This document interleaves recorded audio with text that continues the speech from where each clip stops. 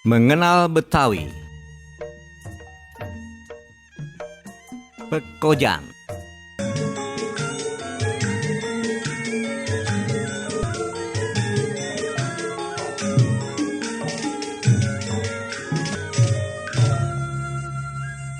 Abang None Cangcingnya Babe, sebelum lanjut nonton video ini, jangan lupa like, share, klik lonceng notifikasi, komen, dan subscribe channel Lembaga Kebudayaan Betawi. Pekojan adalah salah satu kelurahan di Kecamatan Tambora, Jakarta Barat. Dalam bukunya Orang Arab di Nusantara, LWC Vandenberg menyebutkan Pekojan berasal dari kata koja atau hoja, istilah yang digunakan untuk menyebut penduduk India Muslim. Pada abad 18, pemerintah Hindia Belanda menetapkan Pekojan sebagai kampung Arab, seperti kemudian juga Krukut, Sawah Besar, Jati Petamburan, Tanah Abang, Kuitang, Jatinegara, dan Cawang. Sebagai kampung Arab, bangunan bersejarah di Pekojan umumnya berupa masjid.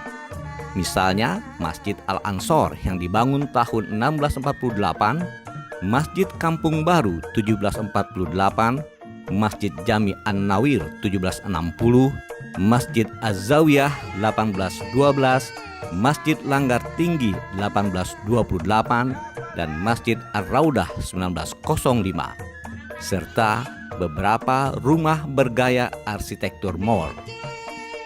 Tahun 1901, Ali Sahab Idrus Sahab, Muhammad Al-Mashhur, dan Syekh Basandid mendirikan organisasi pendidikan Islam Jamiatul Khair di Pekojan.